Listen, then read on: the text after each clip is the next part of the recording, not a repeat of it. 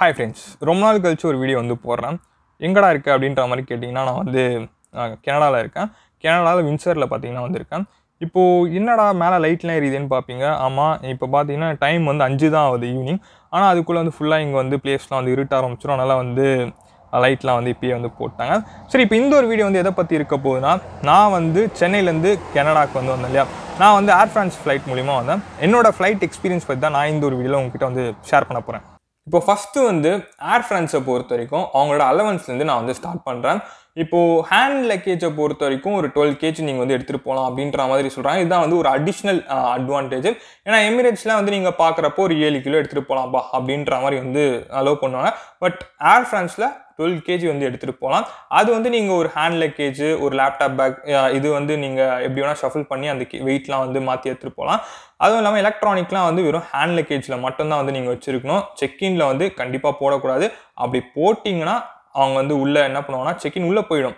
உள்ளே போன அப்புறம் தனியாக நம்மளை வந்து கூப்பிட்டு என்ன வச்சுருக்கீங்களோ அந்த பொருளை வந்து தூக்கி போட சொல்லுவாங்க. இப்போ ஆக்சுவலாக என் கூட வந்த ஒருத்தவங்களோட பேக்கில் வந்து ஏதோ ஹேர் ட்ரையர் ஏதோ ஒன்று செக்இனில் வந்து போட்டிருந்தாங்க. போட்டதில் என்ன பண்ணாங்கன்னா, கூப்பிட்டு அந்த ஹேர் ட்ரையரை பார்த்தீங்கன்னா தூக்கி அந்த ஆஃபீஸர்ஸ் வந்து போட்டுட்ருக்காங்க. இது வந்து எல்லாம் முன்னாடியே வந்து வான் பண்ணுவாங்க. செக்இன் வந்து நம்ம போடுறதுக்கு முன்னாடியே இது மாதிரி வந்து எந்த ஒரு எலக்ட்ரானிக் ஐட்டம்ஸும் வந்து செக்இனில் இருக்கக்கூடாது அப்படின்ற மாதிரி சொல்லுவாங்க. அதே மாதிரி செக்இனில் வந்து எவ்வளோ அலவன்ஸ் அப்படின்ற மாதிரி கேட்டிங்கன்னா, 23 kg வந்து அந்த பெரிய சூட் கேஸ் பார்த்தீங்கன்னா வந்து எடுத்துகிட்டு போகலாம் அப்படின்ற மாதிரி வந்து சொல்லுவாங்க. ஸோ டோட்டலாக வந்து 58 kg வந்து ஏர் ஃப்ரான்ஸில் அலோவ் பண்ணுறாங்க. இது வந்து எவ்வளோ அலவன்ஸ் அப்படின்றது வந்து தெரிஞ்சிச்சு. அதுக்கப்புறம் வந்து என்ன பண்ண அப்படின்ற மாதிரினா, இப்போ போர்டிங் பாஸ் வந்து கொடுப்பாங்க. செக்இன் பண்ண அப்புறம் இந்த போர்டிங் பாஸ் எடுத்துகிட்டு நம்ம இமிக்ரேஷனுக்கு வந்து பார்த்தீங்கன்னா போகணும். இமிக்ரேஷன் போகிறப்ப அவங்க வந்து கேட்பாங்க, இப்போ இங்கே வந்து நீங்கள் என்ன படிச்சிங்க, என்ன ஜாப் வந்து போனீங்க அப்படின்ற எல்லா கொஸ்டினும் கேட்பாங்க. கேட்டு இப்போ வந்து கனடாவுக்கு போயிட்டு நீங்கள் வந்து என்ன பண்ண போகிறீங்க, இப்போ படிக்க போகிறீங்களா, இல்லை வந்து ஏதாவது பிஸ்னஸ் ஏதாவது இருக்கா அப்படின்ற மாதிரிலாம் வந்து கேட்பாங்க. இதெல்லாம் வந்து நம்ம கரெக்டாக வந்து அந்த ஜென்ரலான கொஸ்டின்ஸ்லாம் வந்து ஆன்சர் பண்ண அப்புறம் சைன்லாம் பண்ணி ஸ்டாம்ப் பண்ணுவோம். நம்மளோட விசாவில் வந்து என்ன பார்த்தீங்கன்னா ஒரு ஸ்டீல் மாதிரி வந்து ஒன்று போட்டு கொடுப்பாங்க. போட்டு கொடுத்த அப்புறம் நம்ம என்ன பண்ணுவோம்னா, இப்போ போர்டிங்காக வந்து வெயிட் பண்ணுவோம். நான் வந்து சீக்கிரம் போனதால் ஒரு 12:30 மிட்நைட் அப்போ பார்த்தீங்கன்னா வெயிட் பண்ணேன். வெயிட் பண்ணிவிட்டு நான் வந்து எனக்கு ஒரு 1:20க்கு போர்டிங் வந்து ஸ்டார்ட் ஆச்சு. ஃப்ளைட் வந்து ஒரு 2:05க்கு வந்து ஃப்ளைட்டு. போர்டிங்லாம் வந்து ஸ்டார்ட் ஆன அப்புறம் உள்ளே போயிட்டு வந்து எல்லாம் வச்சுட்டேன், லக்கேஜ்லாம் வச்சுட்டு பார்க்குறப்போ ஒருத்தர் பின்னாடி சாஞ்சார். எனக்கு முன்னாடி உட்காந்துட்டு இருப்பாரு. பார்த்தீங்கன்னா கால்லாம் வந்து இடிக்க ஆரம்பிச்சிச்சு. என்னடா இது அப்படின்னு பார்க்குறப்ப பார்த்தீங்கன்னா லெக் ரூம் வந்து கொஞ்சம் என் ஹைட்டுக்கு வந்து கம்மியாக தான் வந்து இருந்தது. அதுக்கப்புறம் ஒரு 1 hour பொறுத்து என்ன பண்ணாங்கன்னா ஒரு ஸ்நாக் மாதிரி ஒன்று கொடுத்தாங்க. அந்த ஸ்நாக்கில் வந்து என்ன இருந்ததுன்னா ஒரு கேக் இருந்தது. அதுக்கடுத்தது வந்து யோகட் ஒன்று இருந்தது. அதுக்கடுத்து அந்த அமுலில் வந்து கேசர் பால் அப்படின்ற மாதிரி ஒன்று இருக்கும் இல்லையா, ஒரு பாட்டில், அது கொடுத்தாங்க. அதுக்கடுத்தது ரோல் மாதிரி ஒன்று இருந்தது. ஏதோ பன்னில் ஏதோ ஸ்டஃப் பண்ணி ரோல் மாதிரி ஒன்று கொடுத்தாங்க. அந்த ரோல் பார்த்தீங்கன்னா ரொம்ப ஆவரேஜாக தான் வந்து இருந்தது. பட் இதெல்லாம் தான் வந்து கொடுத்தாங்க ஸ்நாக்குன்னு. இதெல்லாம் வந்து முடிச்ச அப்புறம் எப்படிரா இந்த ஒரு 11 மணி நேரம் ட்ராவல் வந்து ஓட்ட போகிறோம் அப்படின்ற மாதிரி பார்க்குறப்ப தான் ஃப்ரண்ட்டில் வந்து ஸ்க்ரீன்லாம் இருந்தது.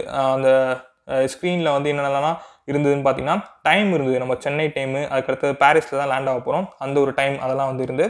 அதுக்கப்புறம் வந்து மூவிஸ் இருந்தது. அதுக்கடுத்தது வந்து ஒய்ஃபைலாம் இருந்தது. என்னன்னா ஒய்ஃபை ஃப்ரீ அப்படின்ற மாதிரி பார்க்குறப்போ இல்லை, அது தனியாக பே பண்ணணும் அப்படின்ற அந்த ஒரு விஷயம் வந்து தெரியாது. அதுக்கு அடுத்தது சாங்ஸ் இருந்தது, கேமரா இருந்தது, எப்படி வந்து லேண்ட் ஆகுது, அப்புறம் வந்து டேக் ஆஃப் ஆகுது, எல்லாமே வந்து அந்த ஒரு கேமராவில் வந்து பார்த்துக்கலாம். அப்புறம் சாங்ஸ்லாம் வந்து இருந்தது, கேம்ஸ்லாம் இருந்தது. இப்போ இதெல்லாம் வந்து அந்த ஒரு டிவி மாதிரி ஃப்ரண்ட்டில் இருந்தது, அதில் எல்லாமே வந்து இருந்து இதில் நீங்கள் என்ன வேணுமோ அதெல்லாம் வந்து நீங்கள் பண்ணிக்கலாம். இதெல்லாம் வந்து முடிச்சப்பறம் என்ன பண்ணாங்கன்னா, இப்போது நம்ம ஏர் ஹோஸ்டர்ஸ்லாம் வந்துட்டு ஜூஸ்லாம் எடுத்துகிட்டு வந்தாங்க. இதை தவிர்த்து என் பக்கத்தில் இருந்தவர் வந்து என்ன பண்ணார்னா, அப்பப்போ பின்னாடிலாம் வந்து எழுந்து போய் ஏதோ பண்ணிட்டு இருந்தார். என்னடா இவர் அப்பப்போ பின்னாடி எழுந்து போகிறாருன்னு பார்க்குறப்போ அங்கே வந்து இது மாதிரி இருக்குது ப்ரோ, ஸ்நாக்ஸ்லாம் வந்து வச்சுருப்பாங்க, அது வந்து எவ்வளோ வேணால் நம்ம எடுத்து சாப்பிட்டுக்கலாம் அப்படின்ற மாதிரி சொன்னார். என்னடா ஸ்நாக்ஸ் வச்சுருக்கீங்கன்னு போய் பார்க்குறப்போ ஸ்மூத்தி இருக்கு இல்லையா, அதில் ஒரு 3 ஃப்ளேவர் வந்து வச்சுருந்தாங்க. நிறைய அடுக்கி வச்சுருந்தாங்க. அது பார்த்தீங்கன்னா எடுத்து எல்லாம் 3-4 எடுத்து குடிச்சிட்டு, அப்புறம் ஸ்நாக்ஸே வந்து பேக்கேஜ், அது பேர்லாம் எனக்கு தெரில, அது அவங்க அந்த ஃப்ரான்ஸ் நாட்டில் என்னென்ன ஸ்நாக்ஸ்லாம் இருக்குமோ அதெல்லாம் வந்து இருந்து அதெல்லாம் சாப்பிட்டு பார்த்தேன். சாண்ட்விட்ச்லாம் வந்து இருந்து அதெல்லாம் வந்து சாப்பிட்டு பார்த்தேன். இது மாதிரி விஷயங்கள்லாம் பார்த்தீங்கன்னா ஸ்நாக்ஸ் ஐட்டம்ஸ் கொஞ்சம் நிறைய வச்சுருந்தாங்க. அது என்ன வேணுமோ பசி எடுக்கிறப்ப நம்ம போய் சாப்பிட்டுக்கலாம். ஏன்னா நியர்லி 11 hours அப்படின்ற இந்த ஒரு காலத்தில் இதெல்லாம் வந்து வச்சுருந்தாங்க. அது நம்ம அன்லிமிட்டடாக எடுத்து சாப்பிட்ற மாதிரி வந்து எல்லாமே இருந்தது. இது முடிஞ்சப்புறம் காலையில் ஒரு 7:30 மணிக்கு என்ன பண்ணாங்கன்னா டிஃபன் கேட்டாங்க.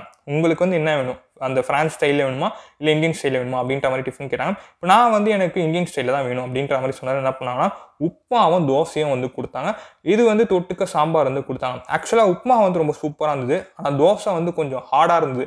எனக்கு தெரிஞ்சு இவங்க வந்து ரீஹீட் பண்ணாங்களா அப்படின்றது தெரியல. பட் அந்த தோசை பார்த்தீங்கன்னா ரொம்பவே கல் மாதிரி இருந்தது. உப்புமா வந்து சூப்பராக இருந்தது. பட் ஃபுட் வைஸ் வந்து இங்கே பார்க்குறப்போ பிரேக்ஃபாஸ்ட் வந்து சூப்பராக இருந்தது.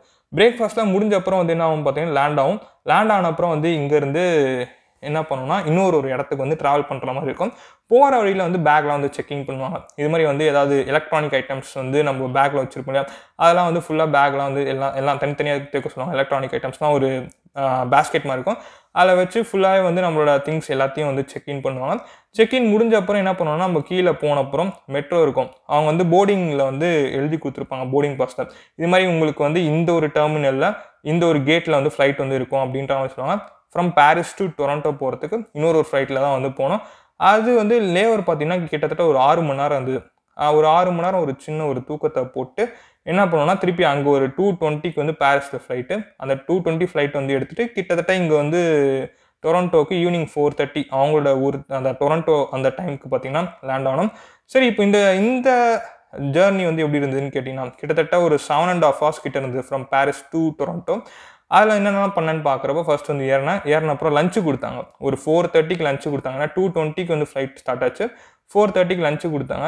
அந்த லஞ்சு கொஞ்சம் எனக்கு வந்து பர்சனலாக பிடிக்கல. ஏன்னா அதில் என்னென்ன கொடுத்தாங்கன்னா, ஃபஸ்ட்டு ஏதோ பருப்புலாம் வந்து மிக்சடாக இருந்தது, அது ஏதோ கொடுத்தாங்க. அதுக்கு அடுத்தது வந்து ஒரு கேக் மாதிரி இருந்தது, அது ஆக்சுவலாக வந்து நல்லா இருந்தது. அதுக்கப்புறம் சாக்லேட் வந்து கொடுத்தாங்க, அதுவும் நல்லா இருந்தது. அதுக்கு அடுத்தது வந்து பன்னு ரொம்ப ஹார்டாக இருந்தது. அதுக்கப்புறம் அதுக்கு வந்து மேலே போடுறதுக்கு சீஸ்லாம் கொடுத்தாங்க.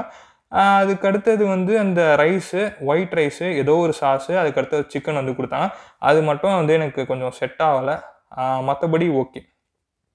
இதெல்லாம் வந்து சாப்பிட்ட அப்புறம் நான் லேண்ட் ஆன அப்புறம் வந்து என்னென்னா இமிக்ரேஷன். இப்போ அங்கே முடிஞ்சிச்சு, நம்ம இந்தியாவில் முடிச்சிட்டோம். இப்போ இங்கே உள்ளே வரோம் இல்லையா, பார்டர் ஏஜென்சி வந்து இங்கே வந்து செக் பண்ணாங்க. செக் பண்ணுறப்போ ஃபஸ்ட்டு வந்து டாக்குமெண்ட்ஸ் வந்து கேட்டாங்க நம்மக்கிட்ட. இப்போ நான் வந்து ஒரு 4:40க்கு அந்த லைனில் நிற்கிறேன்னு வச்சுக்கோங்களேன். ஒரு 6:30 மணி வரைக்கும் லைனே மூவ் ஆகலை. வெளியே உட்கார வச்சிட்டாங்க. உட்காந்துனே தான் இருந்தோம். எங்கன்னா கீழே தான், தரையில் தான் உட்காரணும். உட்காந்துட்டு என்ன பண்ணோன்னா, இப்போ அவங்க டாக்குமெண்ட்ஸ் வந்து கேட்டாங்க. என்னன்னா லெட்டர் ஆஃப் இன்ட்ரோடக்ஷன் அப்படின்ற இந்த ஒரு டாக்குமெண்ட் வேணும். இது வந்து நீங்கள் விசாக்கு வந்து அப்ளை பண்ணுறப்போ விசா அப்ரூவ் ஆயிடுச்சுன்னா உங்களுக்கு ஜிசி கீழே வரும். அந்த டாக்குமெண்ட் கேட்பாங்க. அதுக்கு அடுத்தது வந்து இன்னொரு டாக்குமெண்ட் வந்து என்ன அப்படின்ற மாதிரி பார்க்குறப்போ பயோமெட்ரிக் டாக்குமெண்ட் கேட்பாங்க. இது வந்து நீங்கள் போனீங்கன்னா அங்கேயே வந்து ஆஃபீஸஸ் வந்து என்ன டாக்குமெண்ட்ஸ்லாம் வேணும்னு சொல்லுவாங்க. இதில் வந்து நீங்கள் கரெக்டாக வந்து முடிச்ச அப்புறம் என்ன பண்ணுவாங்கன்னா, உள்ளே போயிட்டு ஒரு சில கொஷின்ஸ்லாம் வந்து அவங்க வந்து கேட்பாங்க. அதெல்லாம் வந்து கேட்ட அப்புறம் வந்து என்ன பண்ணுவாங்க அப்படின்ற மாதிரி பார்த்தீங்கன்னா, உங்களோட விசாவில் வந்து அவங்களோட ஏஜென்சி பார்த்தீங்கன்னா ஸ்டாம்ப் வந்து கொடுத்துருவாங்க. கொடுத்துட்டு அதுக்கடுத்தது நீங்கள் வந்து வெளியே எக்ஸிட் பண்ணிக்கலாம். எக்ஸிட் பண்ணிவிட்டு ரைட் ஷேர் போட்டு நீங்கள் வந்து எந்தெந்த லொக்கேஷனுக்கு போகணுமோ போகலாம். நான் வந்து டொரண்டோலேருந்து வின்சர் வந்தேன். அதனால் வின்சருக்கு பார்த்தீங்கன்னா ரைட் ஷேரில் தான் வந்தேன். எனக்கு நியர்லி ஒரு 100 CAD வந்து ஆச்சு. நியர்லி இல்லை, 100 CAD தான் ஆச்சு. ஆக்சுவலாக இறங்கின அப்புறம் பார்த்தீங்கன்னா கிளைமேட்லாம் சூப்பராக இருந்தது. இப்போது ஆக்சுவலாக இங்கே தான் இருக்கேன். ரொம்பவே வந்து நல்லாவே வந்து இருந்துகிட்ருக்கு. இது வரைக்கும் எனக்கு நல்லா போகுது. இதுக்கப்புறம் என்னென்னலாம் இந்த ஊரில் கடைகள்லாம் இருக்குது, எப்படிலாம் வந்து நான் என்னெல்லாம் பண்ணுறேன் அப்படின்றத நான் வந்து உங்ககிட்ட ஷேர் பண்ணுறேன்.